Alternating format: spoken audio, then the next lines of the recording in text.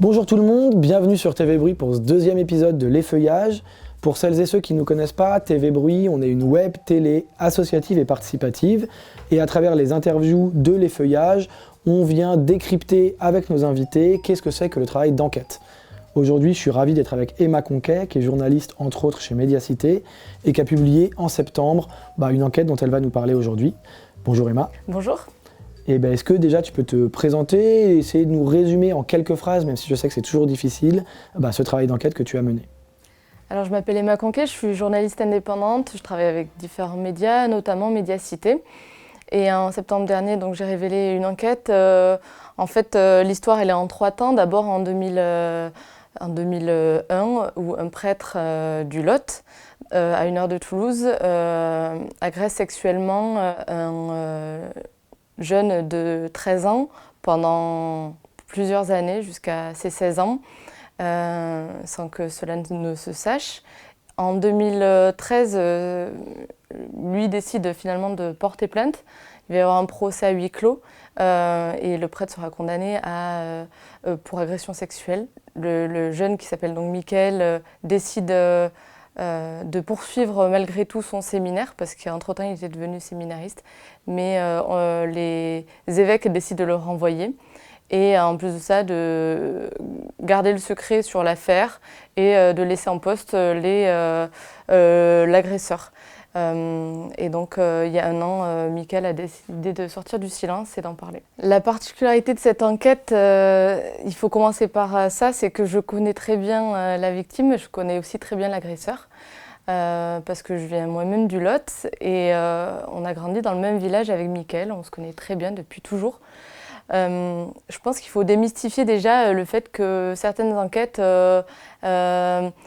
commencent par un mail reçu ou un corbeau reçu de manière anonyme. Souvent, les journalistes connaissent les sources. Moi, c'est ce qui m'est arrivé. Et je pense que c'est d'ailleurs la confiance qu'il y avait entre Mickaël et moi qui lui a permis de m'en parler et de se confier à moi. J'étais devenue journaliste entre-temps.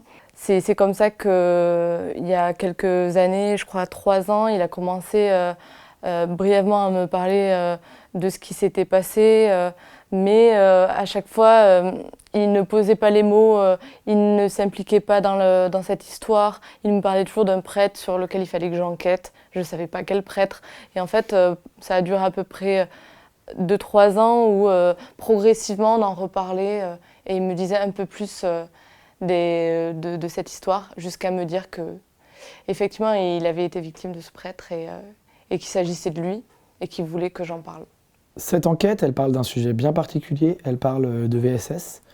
Et tu me disais que enquêter sur les VSS, c'est pas comme enquêter sur n'importe quel autre sujet, il y a des différences assez flagrantes. Est-ce que tu peux nous en parler ? C'est sûr que moi, c'était ma toute première enquête sur les VSS. C'est compliqué parce qu'en fait, ça touche à l'intime, à de la domination, à de l'emprise. La chance, entre guillemets, dans cette enquête, c'est qu'il y avait déjà eu un procès. Donc moi, je pouvais, en tant que journaliste, m'appuyer sur le compte-rendu de procès. Donc j'ai pas eu en fait à insister auprès de Mickaël pour qu'il me raconte dans les détails ce qui lui était arrivé. Effectivement, c'est le genre d'enquête, c'est pas comme du détournement de fonds ou autre où on a des chiffres, on peut prouver.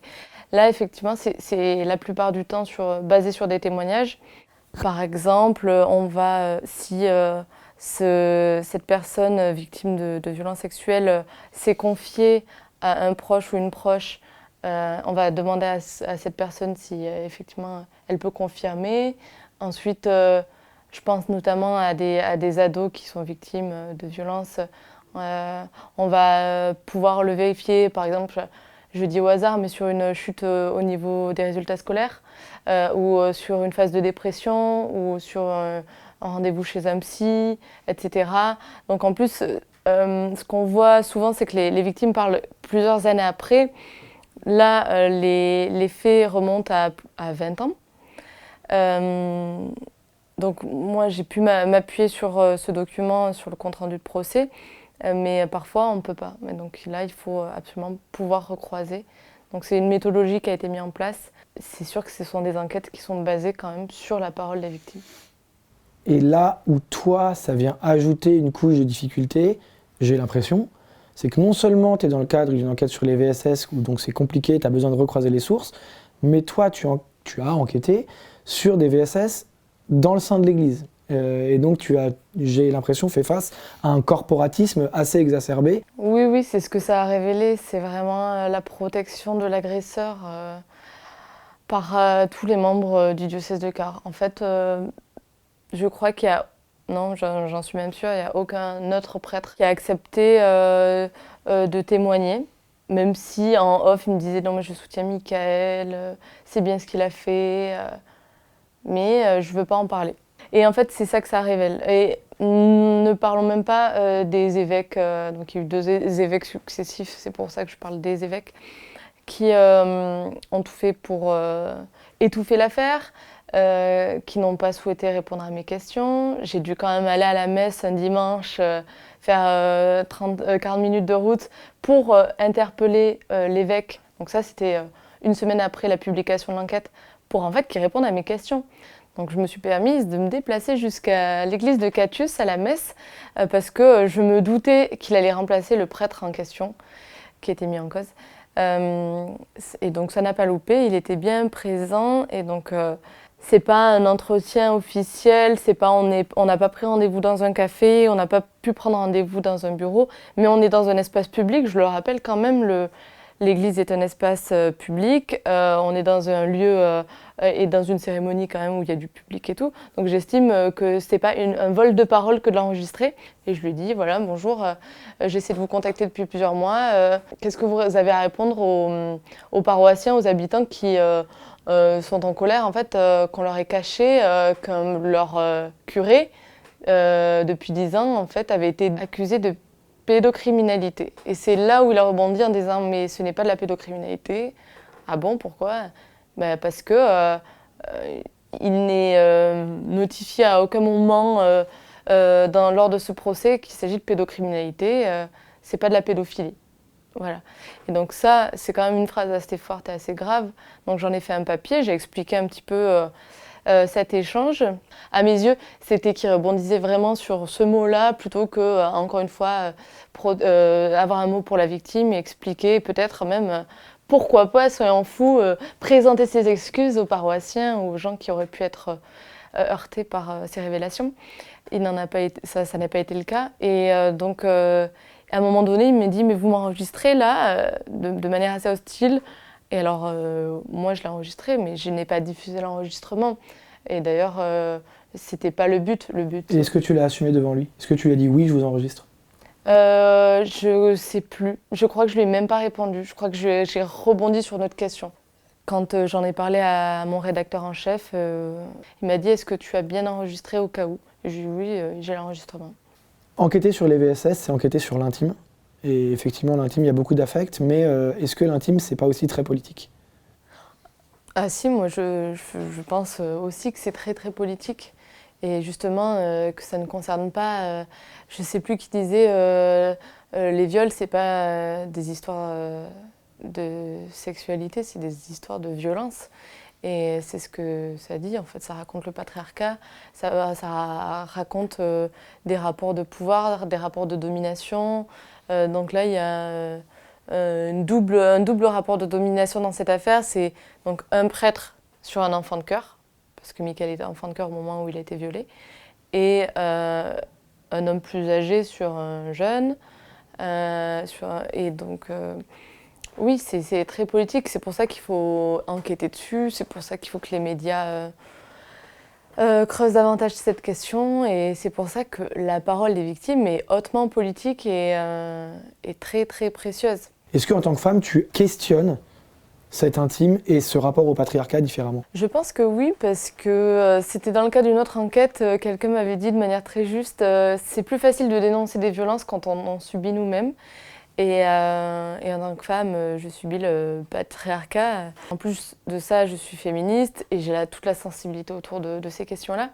Et c'est ce que je pense d'ailleurs que Michael s'est confié à moi parce que j'étais militante féministe. Parce que depuis des années, je suis réputée dans mon village comme la féministe de service. Et Mais en fait, ça m'a servi aussi parce qu'il s'est confié, parce qu'il savait que derrière, j'allais l'écouter et j'allais prendre en considération son récit et sa souffrance et que j'allais pas du tout nuancer ou quoi que ce soit. Si on revient sur ce rapport aux sources, quand on en parlait ensemble, tu me disais que peu de journalistes finalement assument cette proximité avec leurs sources. Il y a plein de journalistes effectivement qui n'assument pas parce que ça pourrait ne pas paraître professionnel d'être trop proche ou on pourrait être accusé peut-être d'animosité envers d'autres personnes. Je pense qu'on peut très bien faire notre travail et au contraire, on doit la transparence aux lecteurs parce que ça permet de regagner leur confiance. Est-ce que tu peux me parler de la temporalité de l'enquête? Combien de temps t'as mis et comment ça se passe ta vie en tant que journaliste? J'imagine que tu passes pas 100% du temps sur cette enquête, surtout sur une enquête d'une telle durée. Est-ce que tu peux me raconter ça?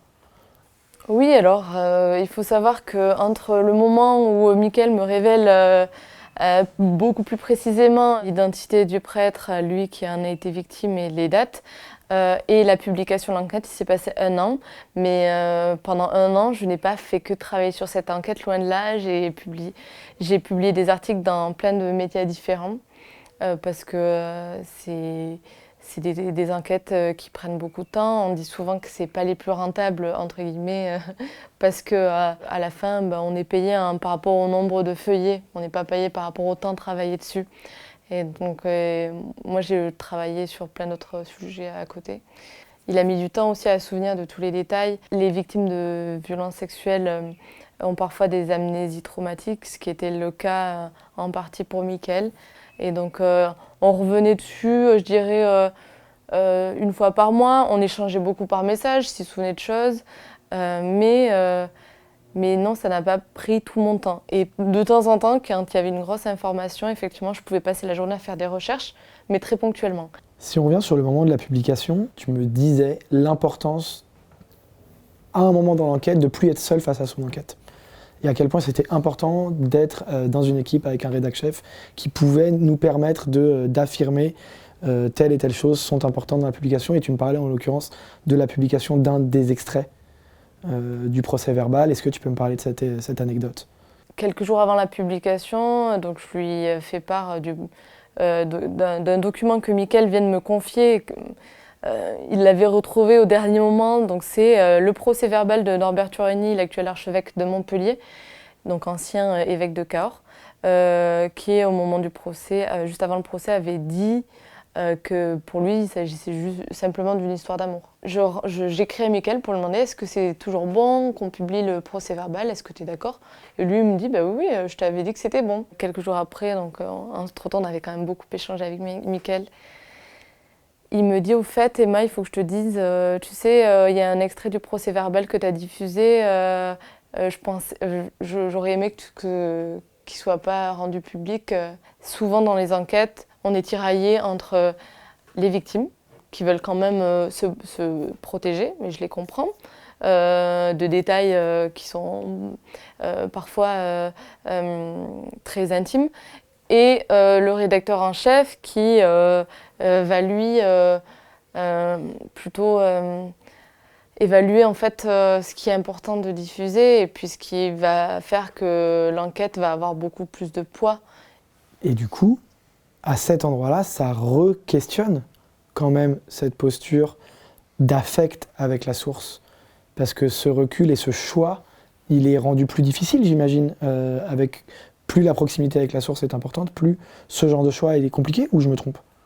Ouais, je pense que c'est difficile, mais c'est en fait, je suis pas sûre que ce soit le fait qu'on soit amis depuis longtemps avec Mickaël, parce que je me rends compte, parce qu'entre-temps j'ai enquêté sur d'autres affaires similaires, qu'on crée quand même un lien avec les sources, qu'on les connaisse d'avant ou pas. Et donc ça devient quand même des gens avec qui on échange beaucoup de messages, parfois le soir, parfois le week-end. Et il y a cette proximité qui se crée, ce lien. Et donc on n'a pas envie de les trahir, on n'a pas envie non plus que ça les affecte. Merci beaucoup Emma d'avoir pris du temps pour partager ton travail avec nous. Merci à toi. Merci à vous d'avoir suivi ce nouvel épisode de L'Effeuillage. On se retrouve le mois prochain pour venir décrypter une nouvelle enquête. D'ici là, n'hésitez pas à visiter les sites de Médiacité et de TV Bruit et à vous abonner à la page Facebook et à partager nos vidéos pour les faire connaître plus largement. À bientôt!